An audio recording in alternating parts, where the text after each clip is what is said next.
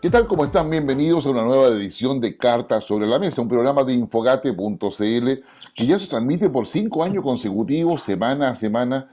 Usted nos deja entrar en su hogar para poder entregarle información, datos, análisis de lo que pasa en el mundo, lo que pasa en la región, de lo que pasa en Chile. Y la verdad es que hay mucho tema. Empecemos por el mundo hoy día, y nosotros, como ustedes bien saben, grabamos los días jueves. Usted ve este programa los días sábado, domingo, el fin de semana en general.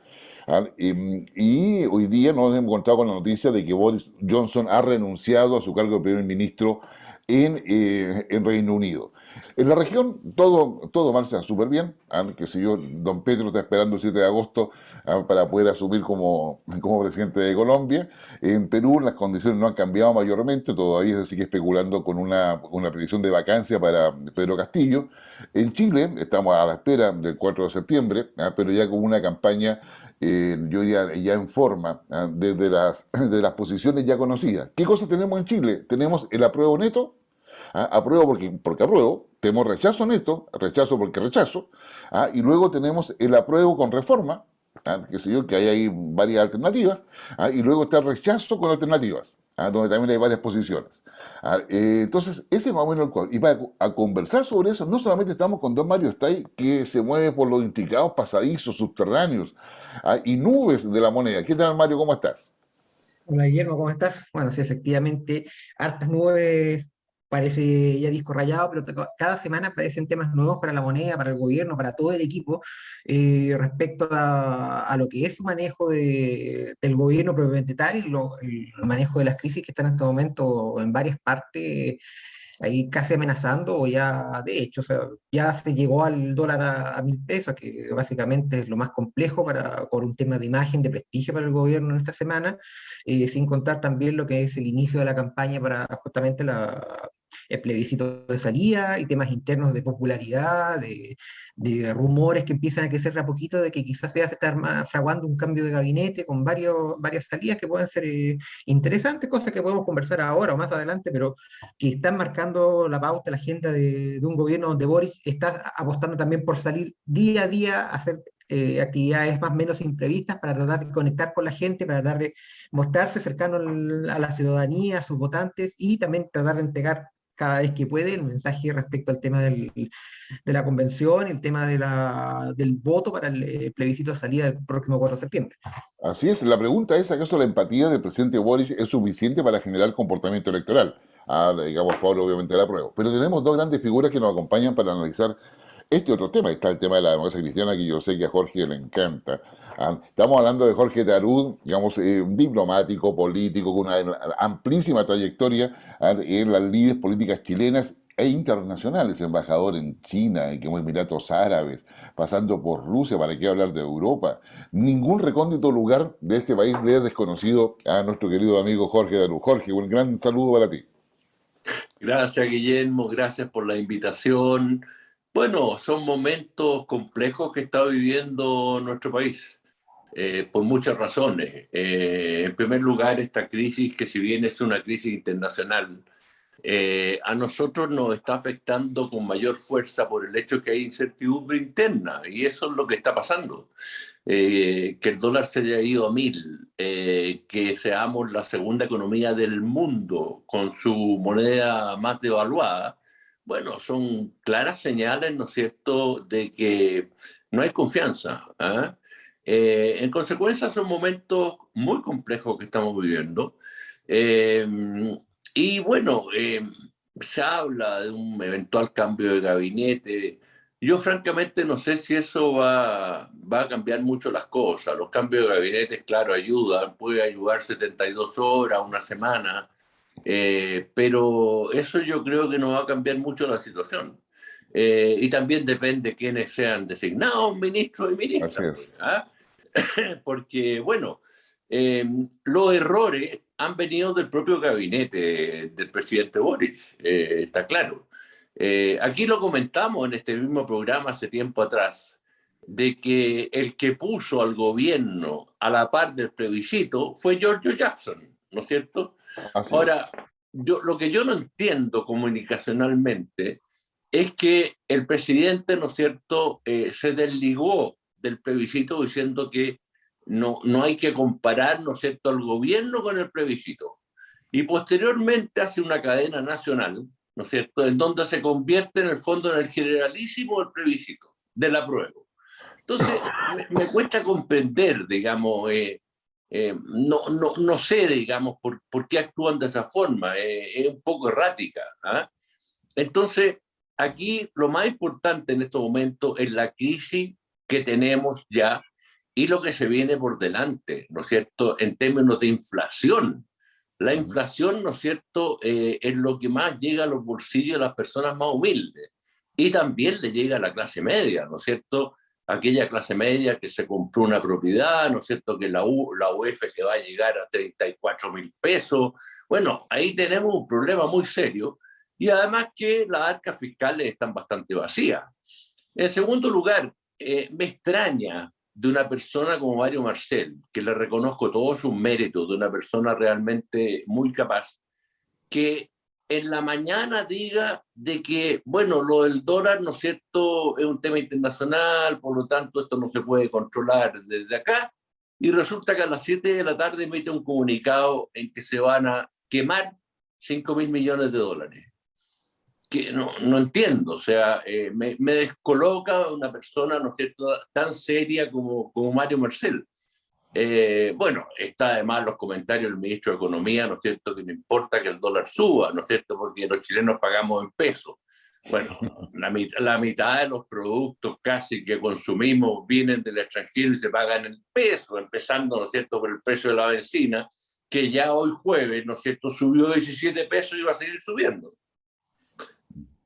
Así que, no, eso es tema. Además, con todo lo que tú dices, Jorge, se deja entrever una disparidad de opiniones, por decirlo muy diplomáticamente, entre lo que es el Ministerio de Hacienda y el Banco Central.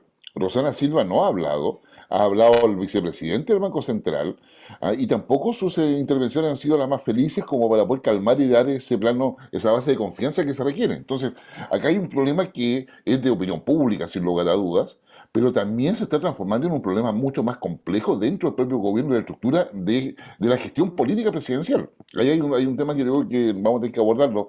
Y déjame presentar, por favor, a quien es un abogado, es experto en derecho público, está de la Universidad Diego Portales, nos ha acompañado en otras oportunidades, digamos, y con una experiencia también no menor. Digamos, se trata de don José Gabriel Alemparte Meri. Él es el consejero y directivo de la Fundación Vicente Huidobro, por decir algo. Aparte de, digamos, de haber sido jefe de gabinete del Ministerio de Obras Públicas, tiene 2 años de experiencia en la administración del Estado y en temas municipales, es miembro del directorio del Servicio Municipal de Agua Potable y Alcantarillado, ha sido asesor del Ministerio de Justicia, de la Subsecretaría de Justicia, del Ministerio de Transporte y Telecomunicaciones, asesor del ministro del RAM. Digamos, y tiene una posición bastante clara, ya ha estado en otro programa, así que, José Gabriel, pero qué agrado que nos puedas acompañar en el día de hoy, particularmente con este panorama, porque a nivel internacional, y yo me comprometo con ustedes a que vamos a sacar una columna para explicarle lo que pasó en la OTAN con su nuevo concepto estratégico, porque además, José Gabriel, y por eso lo menciono, tiene una magíster en ciencia política y relaciones internacionales. Por lo tanto, es un abogado multitask. Que si está en la área del derecho, como también en las áreas de desarrollo político y como asesor, con cosas que compartimos, uno está detrás del poder, ¿ya? Pero mira cómo empieza a mirar todas las trenzas que hay detrás de lo que es el poder. Bueno, pero tanto preámbulo entre lo que es el concepto estratégico de la OTAN, entre lo que ha sido la decisión del G7 de aumentar las sanciones a Rusia. Quiere decir que el efecto rebote se va a mantener para países como los nuestros, lamentablemente. José Gabriel, digamos, cuando uno mira el mundo parece ser que la prueba y el rechazo es una cosa nimia respecto a las problemáticas mundiales que hay que enfrentar y que van a afectar directamente en Chile, independiente que gane la prueba o rechazo. ¿Qué tal, José Gabriel? Muchas gracias por estar con nosotros. Muchas gracias, Guillermo, Mario, y saludar a mi querido amigo Jorge Tarud, a quien respeto y quiero mucho. Eh, bueno, sí, efectivamente. A ver, primero decir que comparto todas y cada una de las palabras y del análisis de Jorge. Creo que es un análisis muy rápido del panorama y que lo comparto de pe a pa, o sea, todas sus letras, digamos, ¿no? Comparto el problema. Lo que pasa es que uno ve que frente a una crisis mundial tal vez inédita, donde tenemos una guerra en Europa importante, en el corazón de Europa, cuando uno ve, por otra parte, lo que eso está costando en materia del petróleo, del gas, de las dificultades que estamos teniendo con tener trigo y fertilizantes en América Latina, cuando uno ve el precio del dólar y la devaluación del peso, y uno empieza a observar la actitud del gobierno, uno se empieza a poner nervioso, yo debo decirlo, porque solo por ponerles un ejemplo, respecto a lo que hablaba Jorge, me llama mucho la atención, sabíamos hace 3 meses aproximadamente que Rusia y Ucrania no tendrían la posibilidad, Ucrania obviamente, de exportar trigo. Rusia no está con sus sanciones hoy día, es imposible que lo haga, y son los mayores productores de trigo del mundo, y sabíamos también lo que significaba la posibilidad de conseguir fertilizantes para nuestros campos, ¿no? Y entonces todos lo sabíamos hace 3 meses, y recién esta semana el ministro de Agricultura reacciona frente a esta situación. Entonces, ¿qué quiero ejemplificar con esto? Un poco lo que decía Jorge. Yo creo que lo que está pasando aquí es que estamos ante una situación inédita desde el punto de vista internacional. Estamos frente a una situación de falta de confianza interna brutal por parte de los actores y agentes económicos. Baste solo leer ayer el artículo de The Economist respecto de la convención constituyente. Tenemos una convención constituyente que ha entregado un texto en el cual hay al menos hay un solo gran consenso, que el texto es malo. Ya sea la gente que vota apruebo, la gente que vota rechazo, dice el texto es malo y hay que reformarlo, y entonces ahí se enreda toda la discusión. Entonces lo que quiero expresar con esto es que yo creo que tenemos un gobierno tremendamente reactivo. A mí me llama la atención, no puedo comprender cosas como la cadena nacional de ese día. Siento que hay un cierto amateurismo. Una cosa como un poquito lo que tenía el presidente Piñera, como ese entusiasmo, ¿sabe qué? Salió bien el acto de la mañana, nadie se desbordó como hace un año atrás en el acto, entonces ahora vamos con una cadena nacional. Pero ¿cómo, presidente? Si estábamos tratando de despegarnos del plebiscito, sus resultados del plebiscito, usted decía que los resultados de su gobierno no tenían nada que ver con el plebiscito, y usted hace una cadena nacional siendo guaripola del plebiscito. Entonces uno dice, la pregunta está y así se van sumando una serie de hechos de amateurismo que a mí me llaman la atención, y frente a un panorama como este, obviamente eso no da confianza, por el contrario, los actores económicos, los inversores extranjeros, no van a venir a Chile mientras no se resuelvan los problemas, y eso se está notando en los negocios, se está notando en la inversión, se está notando también en la falta de inversión. Aquí este gobierno promete muchas cosas, vamos a hacer un tren a Valparaíso. El tren a Valparaíso, yo conozco bien los proyectos, la verdad es que no tienen ninguna rentabilidad social, entonces, ¿cómo lo van a hacer? ¿Cómo lo van a subsidiar? Prometen que van a poner un riel en este gobierno. Entonces, todos esos temas van generando una desconfianza. Yo, solo para concluir esta parte, pero estoy cierto que el próximo, si hay algún reventón social, no va a ser producto del tema de la Constitución, de que se rechace o se apruebe, puede ser un elemento más. Pero lo que yo creo que los gobiernos, tanto el pasado de Sebastián Piñera como este, han olvidado, es que la gente los elige para resolver problemas, y no están resolviendo los problemas que son acuciantes para las personas. El costo de la vida para todos. Presentan una reforma tributaria en la mitad de aquello. El timing de la reforma tributaria es una cosa bien curiosa también, y además un amateurismo donde no da la sensación de que el gobierno esté resolviendo los problemas de pensiones, de costo de la vida y los problemas que acusan a la gente.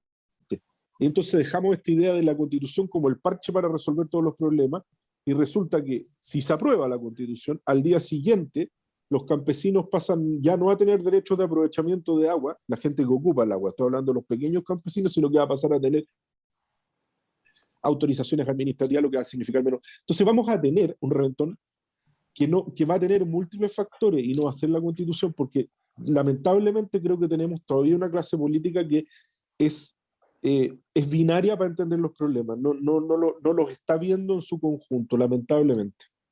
Bueno, sí, permíteme una reflexión antes de la palabra a Mario.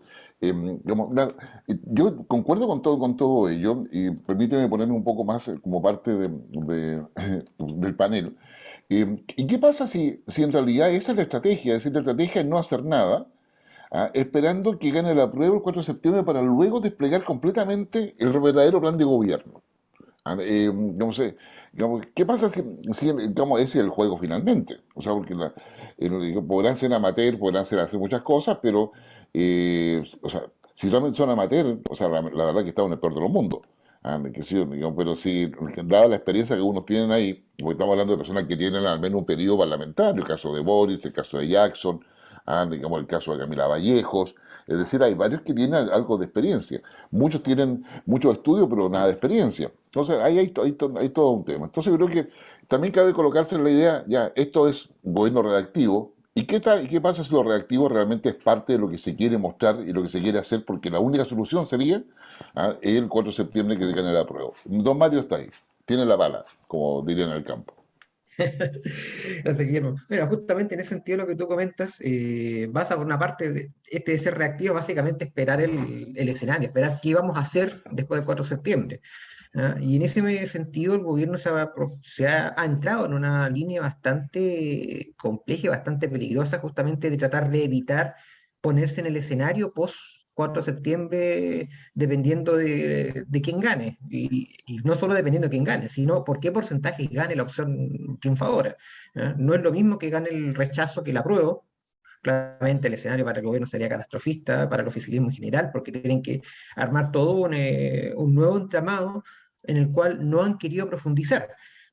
Y si gana el apruebo, pero gana por un porcentaje, lo que se puede estimar mínimo, un 2, 3, hasta un margen de 5% de diferencia, el escenario va a ser igualmente complejo, porque va a obligar al gobierno a tomar las astas de tratar de liderar todo que se llama aprobar para reformar, porque claramente el país va a quedar dividido y se necesitan propuestas, se necesita reformar la nueva constitución, la propuesta de nueva constitución que deje contentos a todos. Sí, claramente una de las mayores críticas que se ha hecho es la falta de inclusividad del proyecto, que sea, como se dice ya normalmente en el mundo político, la casa de todos. Claramente no es la casa de todos, es la casa de un segmento, de un grupo muy voluntarista, como decía Gabriel, o sea, poniéndose en este escenario de lo que fue el gobierno de Piñera con mucho entusiasmo, hagámoslo, pero sin las directrices claras, sin tener un plan de trabajo realmente específico y sin pensar en las consecuencias de lo que se está haciendo realmente de ahora en adelante.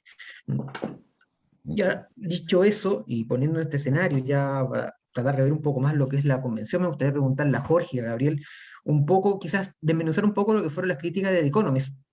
Claramente es un medio económico tradicional, bastante, por decirlo de alguna forma, vinculado al mundo conservador, de alguna otra forma, pero que se contrapone bastante a las visiones de los medios económicos de Estados Unidos, por ejemplo, donde se ha hablado con bastante, se ve mejor lo que ha sido el proceso constitucional.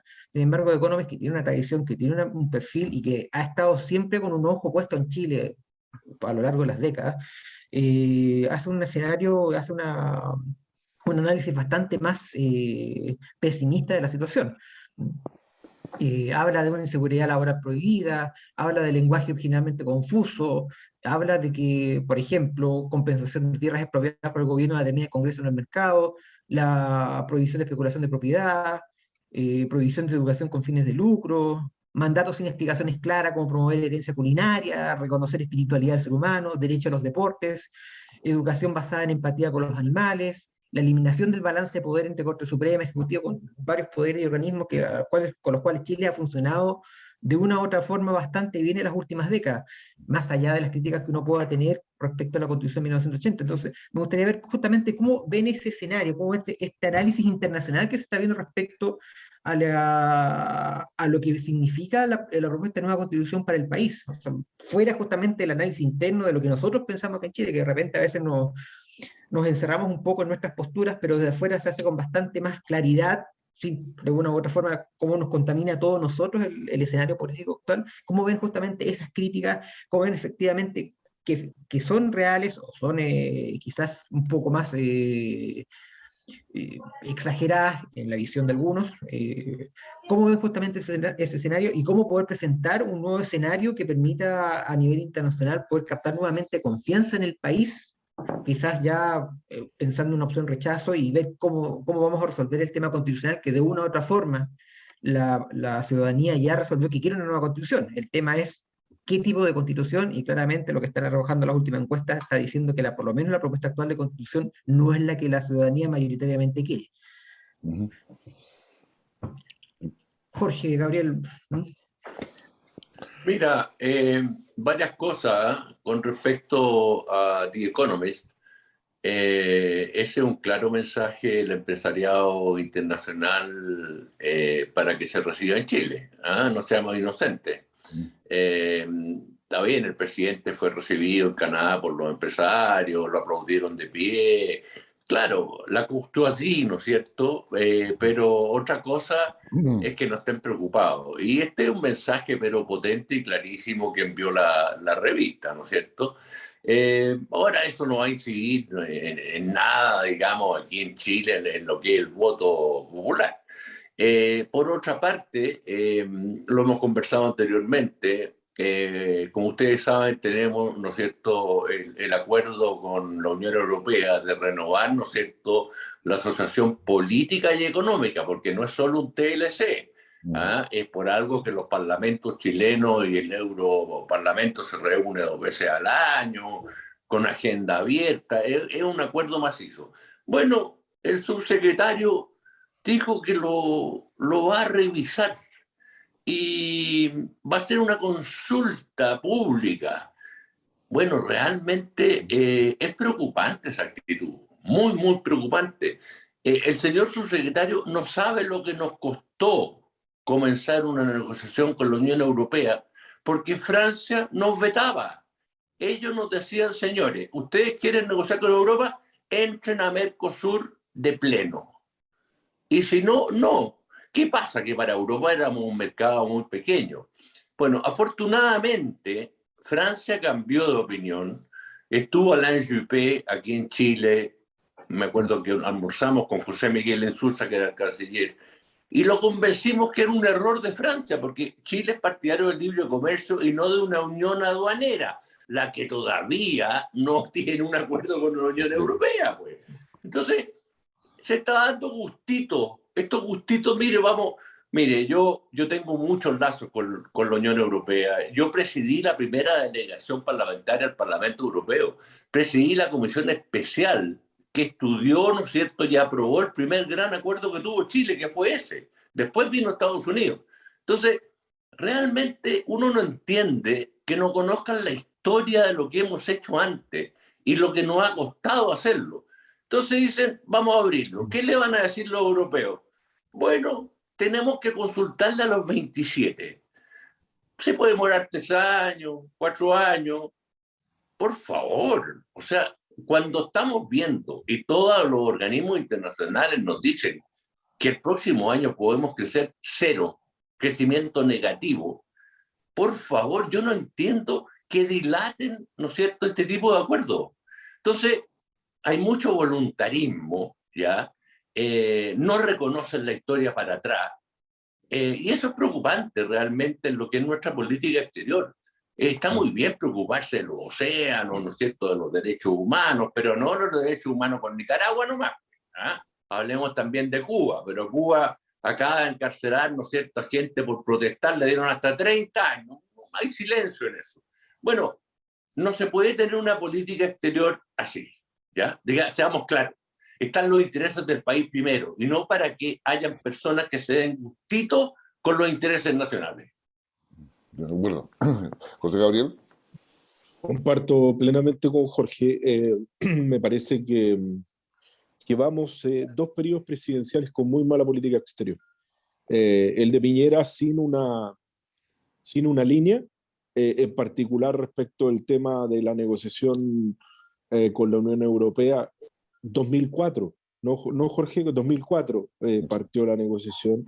Es una negociación muy difícil, muy llena de elementos ripiosos. Yo creo que la visita de Josep Borrell, una semana después de haber estado en Ucrania, personalmente, junto a la presidenta de la Comunidad Europea, con von der Leyen, uno se pregunta entonces efectivamente por qué esa visita. Yo tengo la sensación de que la Unión Europea vino a pasar el mensaje de que no puede entender esta revisión de los tratados internacionales, esta vocación que tienen algunos, que no solamente es voluntarista, maximalista e infantilista, de venir a revisar los tratados internacionales a través de consulta, sino que además Chile está perdiendo, Chile que es un país en el último rincón del mundo, que está ante una situación de crisis internacional, que sus productos se exportan al extranjero, un país que requiere, por su posición geográfica, estar integrado en el mundo como nunca, comenzar a bloquear estos tratados únicamente por consignas, sin ningún tipo de revisión histórica. Yo creo que la Subsecretaría de Relaciones Internacionales Económicas que dirige el señor Ahumada, el subsecretario, realmente tiene una política muy, muy nociva hacia la inversión extranjera y especialmente hacia la inserción en el mercado. Si Chile necesita inversiones de mercado, además el Tratado de Libre Comercio con la Unión Europea no es solo un tratado de libre comercio, como decía muy bien Jorge, también tiene elementos muy relevantes desde el punto de vista de la potencia democrática, de los elementos de derechos humanos. O sea, es un tratado, es el tratado 2.0 con Europa, por lo demás. Así es. Entonces, yo creo que es parte del amateurismo que hablábamos. Lo mismo sucede con el TPP-11. ¿Ah? Cuando el presidente Boric visita Canadá, bueno, Canadá lo firmó y no tiene, y al contrario, y la canciller canadiense lo dijo, que sería bueno que Chile se incorporara. Lo han dicho también los neozelandeses. Entonces uno no entiende realmente, o sea, uno entiende que hay una división entre gente muy dogmática, con principios maximalistas, que creen estar jugando una revolución desde el gobierno, reinventando absolutamente todo. Todo es histórico, todo es nuevo, todo pareciera que nació con ellos, y la verdad es que a uno lo sorprende porque deja a Chile en una posición de offside que es peligrosa. Eh, Como decía Jorge, cuando Europa pregunte y acá le digan no, que vamos a consultar, nos vamos a demorar 4 o 5 años en volver a entrar en el negocio con Europa. Entonces uno dice, uno sencillamente se pregunta en manos de quién estamos en algunas materias. El señor Ahumada no tiene ninguna experiencia internacional que no sea escribir papers. Entonces, digámoslo francamente, si aquí no solamente necesitamos buenos académicos, los buenos académicos muchas veces son muy buenos asesores, necesitamos gente que haga política exterior de verdad. Y aquí no se ha hecho, y eso nos está poniendo en riesgo, y en un riesgo que preocupa muchísimo cuando uno observa la situación actual del país. Sí, pareciera ser que el gobierno es un archipiélago.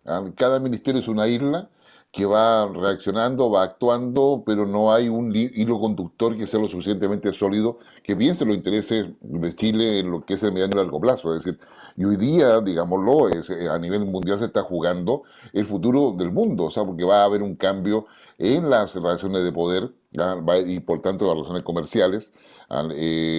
O sea, digamos, frente a lo que es este occidente liderado por Estados Unidos, Reino Unido, Unión Europea, OTAN, G7, a ese concepto occidental que está enfrentando a Rusia, por otro lado empieza a fortalecerse el BRICS, a esa asociación que tiene a Brasil, India, China, ¿no es cierto?, Rusia y Sudáfrica, digamos, y donde ahora se incorporó Irán. Entonces tenemos, yo diría, hay un cambio a nivel mundial. La pregunta es, que ¿dónde va a quedar Chile? Chile tiene intereses con China y con Estados Unidos y con la Unión Europea, es lo principal, hay muchos otros intereses. Y sucede que hoy día es cuando más se necesita política, y ahí tomo lo que decía José Gabriel, lo que decía Jorge, lo que más se requiere hacer política de verdad, porque se requiere coordinar mucho esfuerzo del Estado. Es decir, si la canciller va a conversar con alguien en alguna parte, necesita tener la coordinación con la ministra de Minería, como para poder saber hacia qué es lo que se puede ofrecer y cómo se va a negociar. Si se va con el tema de cambio climático, el ministro de Energía y de Ciencias, por ejemplo, y así sucesivamente, se requiere una coordinación del Estado. Entonces, cuando el Estado aparece como archipiélago, donde cada isla tiene su propia lógica de funcionamiento, que está asociada a quien está liderando todo ello, claramente se transforma en una desestrategia. O sea, si no hay estrategia, ¿ya? Sino que hay muchas acciones, pero esas acciones no llevan a un punto común ni a un lugar, digamos, común. Don Mario. Uf, hay muchas cosas que puedo plantear y Perdona, aprovechando que Mario, está sí, Gabriel, Jorge, perdona, dime. Mario, solo una interrupción, volviendo en un punto atrás, porque para que sigamos con el análisis que decía Guillermo.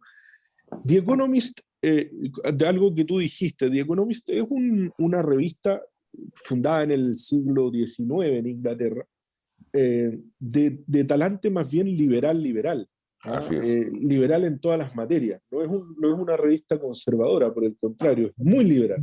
Pero es liberal tanto en materia económica como en materias morales, en materias de lo que uno podría llamar ético. Una revista en ese sentido muy interesante.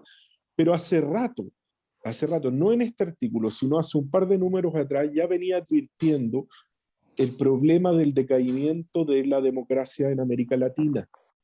Y particularmente uno de los hechos que más destacaba era el problema con la Convención Constituyente en Chile. Lo hizo hace un par de números especial largo, que yo les recomiendo que lo puedan buscar, porque ahí hace un análisis del estado de salud de la democracia en América Latina y la convención y lo que ocurrió después del 18 de octubre es un tema bien relevante. Dejo puesto ese punto nomás. Totalmente de acuerdo con la acotación. Quizás el comentario que hice es básicamente cómo se ve la revista de acá de Chile. O sea, básicamente para muchos la revista la analizan como un ente conservador, más allá de que lo que tú dices es exactamente así. O sea, defiende el concepto liberal no a ultranza, pero sí sigue en todas las esferas y eso tiene obviamente vinculaciones con varios sectores, pero las recomendaciones críticas que hace respecto al escenario actual de Chile son bastante lapidarias y son cosas que deben analizarse y que deben verse con mayor atención. Y quizás volviendo un poco, centrándonos ahora en lo que es la convención en sí. Tuvimos este acto el día lunes que se entrega el texto oficial al presidente, se presenta a la ciudadanía, ahora entramos en un periodo de 2 meses en la cual hay que leerla, hay que profundizar en el tema. Y me gustaría conocer un poco lo que ven ustedes, las principales debilidades y fortalezas que tiene la propuesta de texto constitucional, porque de una u otra forma, más allá de lo que podamos criticar, se hace cargo de cierta forma de actualizar muchas cosas que en la actual Constitución Nacional están desfasadas o no se han abordado, ¿ah?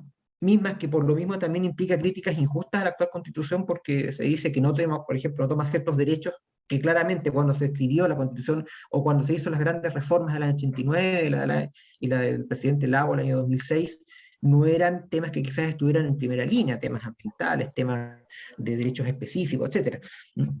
Entonces me gustaría ver cómo ven estas principales fortalezas de esta nueva propuesta constitucional, pero también las principales debilidades que estamos viendo, adelantando algunas por lo menos que se critica, pero me gustaría también ver cómo lo ven ustedes, Jorge y Gabriel, el tema, por ejemplo, de los pueblos originarios, cómo están incluidos, el tema de la ampliación de la lista de derechos fundamentales para la ciudadanía, con justificaciones que quizás pueden parecer poco claras. Me gustaría cómo ven ese escenario y cómo ven lo que puede aportar y lo que puede no aportar al escenario político actual, pensando quizás nuevamente volviendo a la especulación de que un posible rechazo pueda obligar a hacer un nuevo proyecto constitucional. Entonces, hay que ver qué podemos sacar de este proyecto que pueda ser realmente efectivo para el país, para actualizar el tema constitucional, y qué cosas habría que ya derechamente cambiar o ver partir desde cero para poder incorporarlas, para poder hacer un proyecto que sea atractivo para todos los sectores a nivel nacional.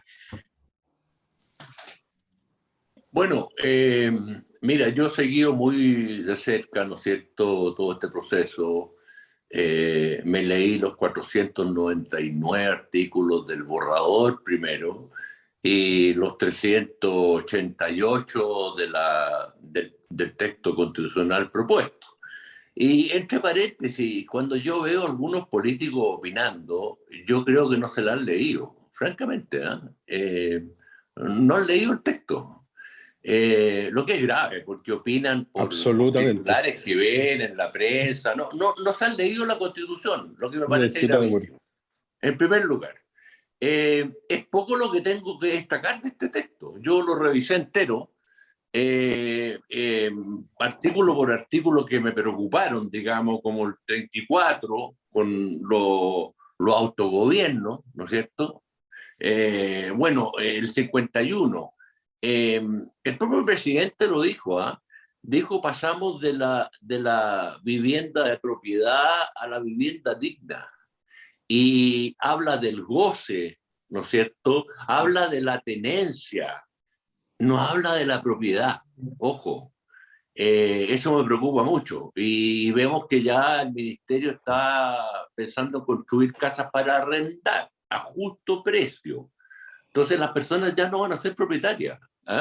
Bueno, ¿cuántos artículos más? El maritorio en el 139. Inventaron el maritorio, lo que diversos juristas internacionales chilenos nos dijeron, esto puede traernos miles de problemas, ¿ya?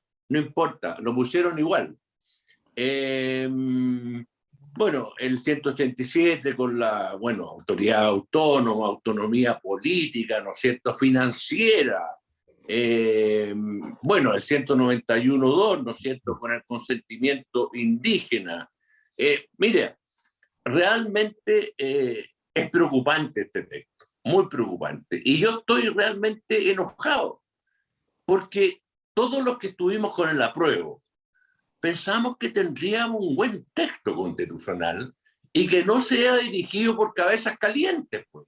Si ahí hay 4 o 5 cabezas calientes que dirigieron todo esto y que quieren ser los padres de la patria. Por favor. Entonces uno se dice, bueno, ¿qué nos pasó? Bueno, ¿y qué pasó? Que en la medida que la gente se fue informando mejor de lo que esto significa, evidentemente que está ganando el rechazo. Y en la medida que se informe más, el rechazo puede ganar, pero ampliamente.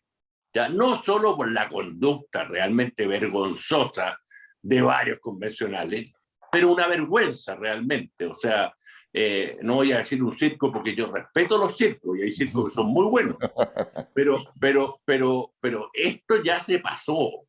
Ellos pensaron que iban no sé a qué.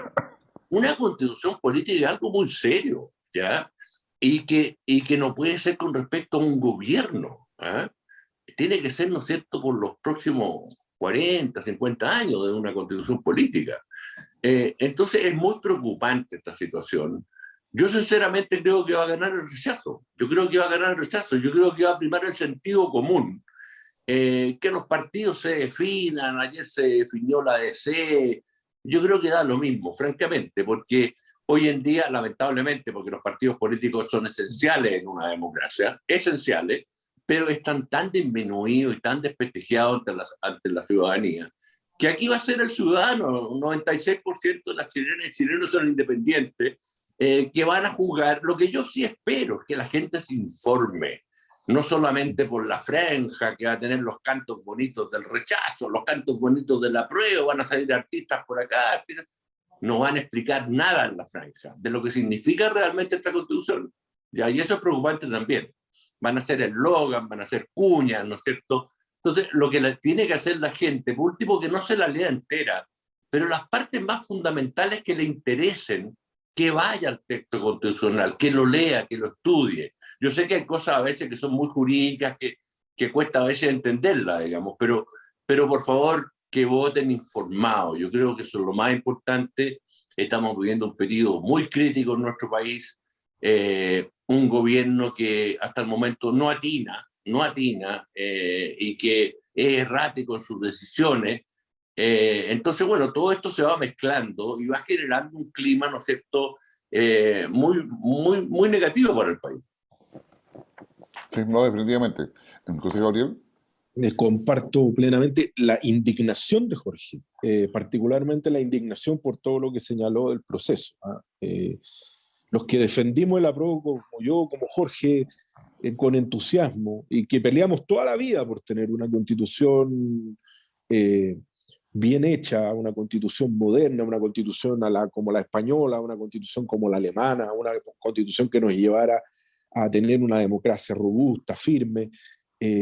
Uno se espanta realmente cuando lee esto. Yo he seguido, al igual que Jorge, esto desde muy al inicio. Seguí todas las discusiones, seguí todas las comisiones, me faltaron pocas, seguí todos los informes que se emitieron, con espanto muchos de ellos, porque además déjenme decirles que esta es una constitución que desde el punto de vista jurídico no ha sido discutida. Tenemos una constitución a la cual le falta historia de la ley. Algo que uno puede criticar muchas cosas de la Constitución del 1980, pero las discusiones entre Guzmán, Bertelsen y la Luz Bulne eran discusiones jurídicas. Aquí no hay discusión. Sencillamente, cuando haya que iluminar la interpretación de esta Constitución en el futuro, no nos vamos a encontrar con nada que la ilumine para poder interpretarla. Recuerden que el segundo informe de la Comisión de Régimen Político se acordó entre un día sábado y un día domingo, sin actas y sin transmisión por videoconferencia. No tenemos antecedentes de cómo se cerró el tema del sistema político. Eso en la Constitución del 1980 no pasó nunca. El único momento en que no hubo actas en la Constitución de 1980, dictadura atroz, porque ahora nos dicen a mí y a Jorge que somos unos hijos de la dictadura, y todo ese tema que a uno ya lo insultan por las redes todos los días. El único momento en que la dictadura revisó la Constitución sin acta fue cuando lo hizo la Junta, una vez que ya había pasado por el Consejo de Estado y había terminado la Constitución, la Comisión Ortúzar su trabajo. Por lo tanto, esa es la gravedad.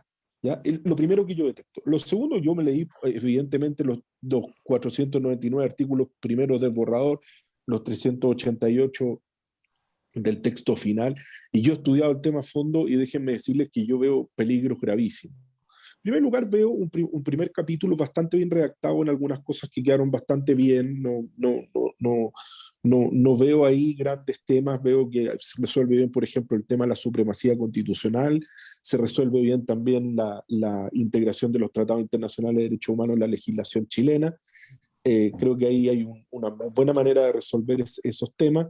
Pero el resto, el tema de la plurinacionalidad es un desastre. O sea, y es un desastre no porque uno no quiera entender el tema de la plurinacionalidad, sino porque Chile se está comprando una gran cantidad de nacionalismos inventados en la década de los 90, y todos sabemos de dónde viene esto, inventado en la década de los 90 en Europa por pequeños grupos, ONG, y nos hemos comprado un nacionalismo cuando Chile no tenía nacionalismo en su interior, y todos sabemos lo que ocurre cuando los nacionalismos se instalan en los países con pequeños grupos que los instalan. ¿A dónde se puede llegar? Entonces, el primer problema es la falta de límites, de bordes, de diseño, la falta de diseño y de límites que tiene todo lo que está ligado a la plurinacionalidad. Sistema de justicias paralelo, consentimiento libre e informado, y previo libre y informado en todas aquellas materias que los afectan, administrativa, judicial y en materia de políticas públicas. La protección especial respecto a la propiedad de las tierras indígenas. Todos elementos en la protección especial respecto a los bienes comunes, de cómo los utilizan. O sea, y para qué decir la disposición transitoria que permite un consejo presidencial durante un año con una postergación de 2 años para que reivindique y revise todas las tierras entregadas en merced a fin de poder restituirlas al Estado, y ocupa la palabra restitución de tierras, no la palabra expropiación. Sí. Eso significa, eso no es baladí, nada es baladí. Lo que pasa es que aquí pareciera que todo es medio que no importan las palabras, pero sí importan. Lo que significa el debilitamiento del derecho de propiedad, no en el derecho mismo, si el derecho quedó más o menos similar a cualquier constitución del mundo, sino más bien en cuanto al tema de la expropiación. Habíamos superado ese problema y lo volvemos a complicar. Hoy día ya no es por el daño efectivamente causado que a usted le pagan una indemnización, sino que, y además, hoy día se paga al contado. Hoy día se puede pagar en un justo precio es una definición jurisprudencial bien abierta, pero aparte de eso, y lo que es más grave es que vuelve a las modalidades de pago. Eso significa que a usted le pueden expropiar y pagar en cómodas cuotas durante 40 años. Eso en Chile se había salvado, y ese era un problema de los que produjo la crisis de los 70 y que nos llevó al golpe militar. Uno de los problemas fue la crisis de la propiedad. Entonces, volver a eso es nuevamente un problema. Respecto al sistema político, debilitamos el presidencialismo, pero no solo lo debilitamos, sino que además lo dejamos en manos de una gran Cámara de Diputados y Diputadas que tiene un gran poder, con un Senado que se elimina, una institución bicentenaria, sin además ninguna explicación de fondo de por qué se elimina esa institución bicentenaria. Lo único que se dice es que es aristocrática y que se demoraría más en las leyes, cosas que son absolutamente no solo de una frivolidad inmensa, sino que además de un error gigante. El Senado de Chile ha sido un lugar cuna de presidentes de la República. Ahí Salvador Allende fue electo presidente del Senado varias veces con los votos de la derecha. Ahí Pablo Neruda acusó a Gabriel González Videla. Es el lugar donde se templan las leyes, donde las leyes salen más rápido y se despachan más rápido que en la Cámara de Diputados. Le entregas todo el poder a una Cámara de Diputados. Luego, en materia de independencia judicial, ¿cómo se cuestiona la independencia judicial? De manera brutal. Ya el Poder Judicial no se llama poder, ya no tenemos 3 poderes. Tenemos poder ejecutivo, poder legislativo y sistemas de justicia. Sistemas de justicia. Y reducimos los sistemas de justicia eliminándole a la Corte Suprema uno de sus principales aspectos, que es el aspecto correccional y conservador. Conservador en el sentido de conservar los derechos fundamentales. Lo que hacemos es que le entregamos a la Corte eliminamos la Corte Suprema y le entregamos el gobierno judicial a un ente corporativo electo entre personas del Poder Judicial, que va a generar un gremialismo corporativo impresionante, a operadores políticos judiciales que van a conformar este Consejo Todopoderoso de la Justicia, que además tiene no solamente la capacidad de nombramiento de los jueces y juezas, sino además la revisión de la gestión de los jueces cada 5 años, que dice que no son los fallos. Bueno, ese era el mismo argumento que ocupaba la dictadura militar para sancionar a jueces como Carlos Cerda Fernández, porque le decía: mi problema con usted no es que usted falle de una u otra manera, es que usted se demora en fallar. Finalmente el cuestionamiento a la independencia va no en la gestión, en cómo falla, pero finalmente todos sabemos que eso se puede hacer a través de otros actos arbitrarios de sanción a los jueces y finalmente con audiencias públicas. Este mismo Consejo para la Justicia nombra a los ministros del Tribunal Constitucional, a la Corte Constitucional, tanto que se cuestionó el tema de los nombramientos del Tribunal Constitucional. Quedaron exactamente iguales. La única diferencia es que aquellos que nombraba el Poder Judicial, con acuerdo del Senado, ahora se nombran por el Consejo de la Justicia.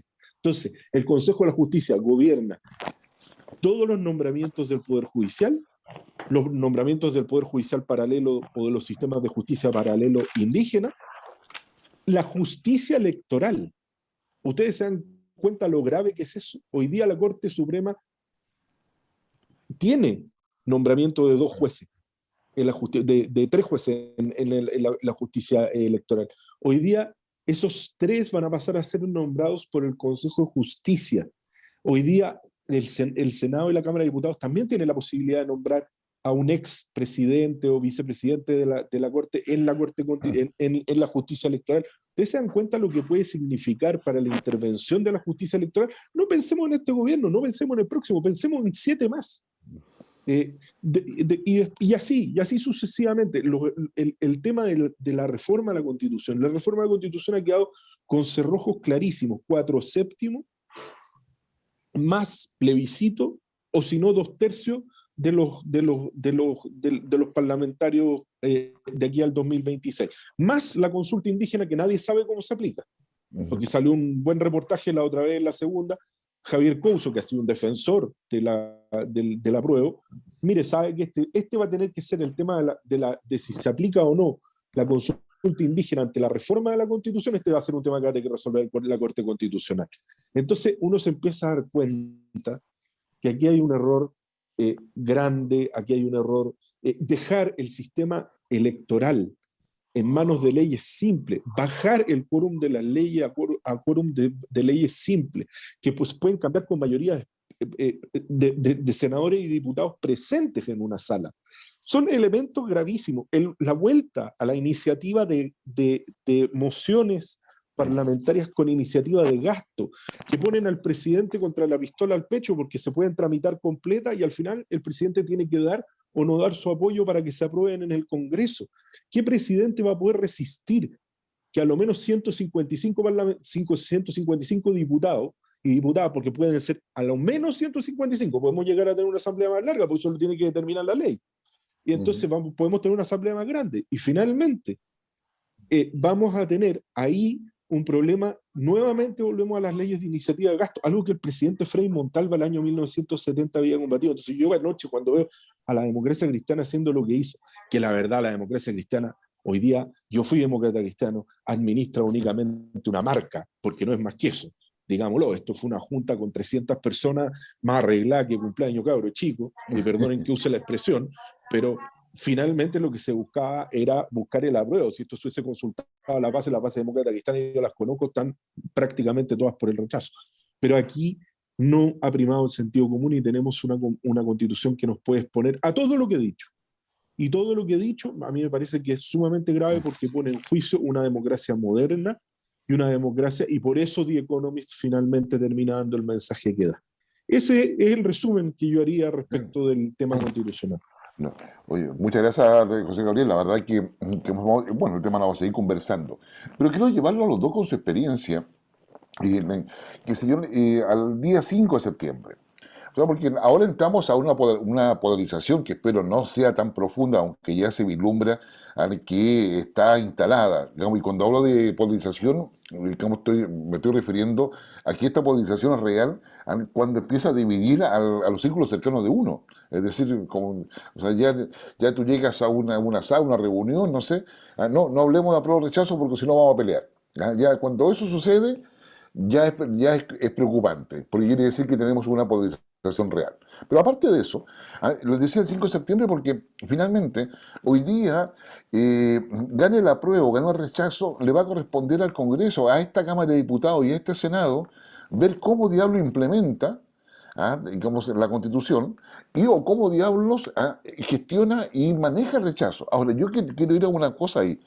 Hoy día tenemos un Congreso fraccionado, los partidos políticos divididos, partidos políticos nuevos que no tienen consistencia o densidad suficiente para saber negociar o para negociar con un sentido de Estado. Digamos, ¿no será peor, digamos, el día 5 de septiembre más que el resultado del día 4, Jorge? Bueno, mira, en primer lugar, Gabriel explicó muy bien las partes jurídicas con respecto a la justicia, con respecto a eso. La verdad es que eso es realmente preocupante, y también de parte de la Constitución. Sinceramente, yo no sé si el gobierno está preparado para el 5 de septiembre. Francamente no creo que esté preparado. No creo, ni para un resultado ni para el otro, y sobre todo menos aún si gana el rechazo. George Jackson dijo que sí, que no lo quería decir porque si no se perjudicaba, digamos, al apruebo. Pero ¿quiénes son los que están planificando esto, digamos, los escenarios?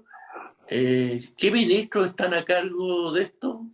Preguntémonos, pues, a ver, ¿quiénes podrían ser los que están viendo esto, los que tienen esa experiencia en momentos difíciles, de crisis? ¿Quiénes en el gabinete tienen esa experiencia? Perdónenme, pues. Entonces, me preocupa aún más el 5 de septiembre, porque yo creo que no hay una preparación real, contundente, de Estado. Yo creo que no la hay. Ahora, como bueno, a los que son mayores ya no le hacen caso, salvo para ir a tomarte una selfie, pero después no más, ¿no Por es cierto, cierto? nada más. Claro, entonces... Y si no, después son traidores. Septiembre, ¿ah? Me preocupa porque tenemos que tener un gobierno que tenga ya las cosas bien planificadas, ¿ah?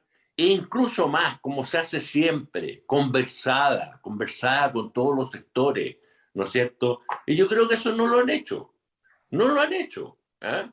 ¿Por qué? Porque hay mucha arrogancia, ¿no es cierto? No, si nosotros conocemos todo, ¿ah? Entonces está bien, pero con el país, ¿no es cierto?, en un estado que está hoy día, se tiene que tener mayor responsabilidad. Y eso me preocupa por el país. Mira, Guillermo, Gabriel, yo siempre en los temas de Estado he defendido el interés de Chile sin importar quién esté en la moneda. Incluso a veces presidentes de mi propio sector me lo eché encima. ¿Y por qué? Por ejemplo, la Segunda Guerra de Irak, yo me tiré en contra, que era una locura. Bueno, tuve un encontrón con mi amigo Ricardo Lagos, pero no, está el interés de Chile primero. No, aquí no hay intereses partidistas, partidarios. El problema es que los partidos piensan en la próxima elección, no piensan en la próxima generación. Ese es el problema que tienen hoy día los partidos políticos. Y por eso es que están tan desprestigiados, además. Entonces, yo estoy profundamente preocupado del día 5 porque gane quien gane, digamos, no hay una planificación real de Estado, de qué es lo que se va a proponer al país en esos momentos, que van a ser momentos de incertidumbre, evidentemente, sea cual sea el resultado. Sí, sin duda. ¿No, Gabriel? Comparto, yo vi a Jorge desempeñar su tarea pública y no me cabe y doy absolutamente fe, no me cabe ninguna duda que así fue. Los políticos como Jorge siempre teníamos un análisis de escenarios posibles frente a cualquier elección, ¿para qué decir? O sea, frente a una elección municipal teníamos distintos escenarios de análisis y de reacción. O sea, no tenerla frente a un plebiscito es algo que realmente, y como dice Jorge, ¿quién puede estar haciendo eso? Pongámosle nombre. ¿Ah? Isquiasiche, Giorgio Jackson, no sé, ya solamente me queda Manuel Monsalve, que debe estar superado por el tema de la delincuencia, que es el único que veo con alguna cierta altura, porque los demás de verdad no veo a nadie pensando en el día 5. Ahora, en el día 5, si gana la apruebo, yo lo que veo es creo que la mentira más grande que existe hoy día, el albur, la quimera más grande que uno podría observar o que podría echar a la suerte, es que el día 5 de ganar el apruebo, que es una constitución completamente partisana del Frente Amplio y de sectores fragmentados políticamente que fueron recogidos por la izquierda más radical, vamos a ver un nivel de arrogancia donde no se va a mover una letra de la Constitución, una sola letra de la Constitución. No vamos a tener jamás los 4/7, ¿para qué decir los 2/3? Imposible. Y además vamos a tener un plebiscito ratificatorio. Y además el gobierno se va a sentir ganador con esa arrogancia que tienen cuando... Pues sí, la arrogancia es brutal. La arrogancia es muy brutal. Es una arrogancia millennial brutal. Esto de ir a sacarse fotos con el presidente, de ayer citar a Frei Montalva, cuando hace años atrás, aquí hace meses atrás, los destruían. Los destruían. O sea, a mi sector y al sector de Jorge nos destruyeron, nos acusaron de ser corruptos, nos acusaron de 30 años, de los peores 30 años de la historia de Chile. ¿De qué es lo que no nos acusaron? Entonces yo sinceramente ya veo, y perdónenme el ejemplo porque es muy malo, pero veo una suerte de síndrome de Estocolmo de alguno, o de síndrome de Pega, o ya finalmente lo que produce la violencia intrafamiliar, como volver a que uno, no, es que ahora va a cambiar y va a estar mejor y la cosa va a ser distinta. La democracia cristiana cree que va a conseguir, ¿qué? 3 subsecretarías con lo que hizo ayer.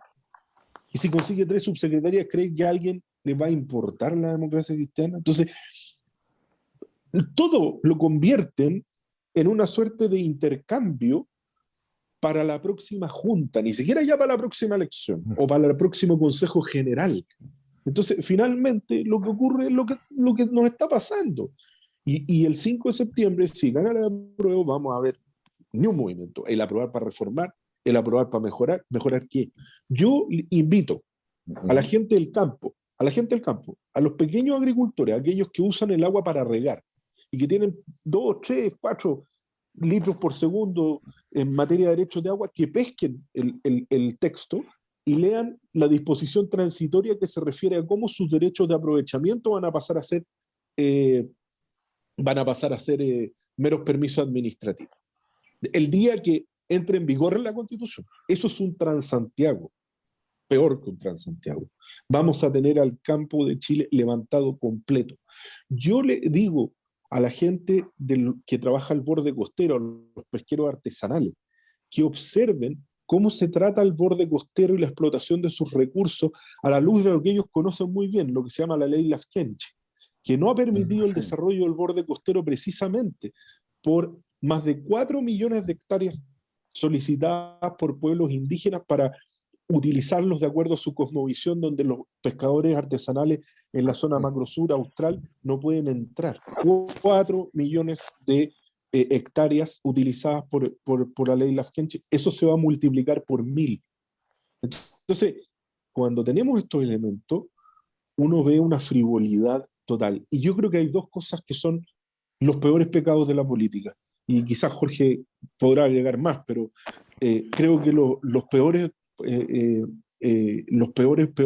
pecados de la política, a mí no me gusta hablar de pecados porque yo no soy creyente, pero creo que las peores cosas que puede pasar en política son, 1, la soberbia y la frivolidad. Y creo que abundan ambas. Y lo peor es que abundan no solo en el Parlamento, sino que abundan en el gobierno. Cuando abundan en el gobierno, ya es preocupante. Okay. Criticarle muchas cosas y eso es un problema. Ok, Sí. Gabriel, muchas gracias. La verdad es que se nos ha pasado el tiempo volando. Sí, nos estamos el tiempo volando. Listo, que esté muy bien, un gran abrazo, y nos vemos la próxima semana en una nueva edición de Las Cartas sobre la Mesa.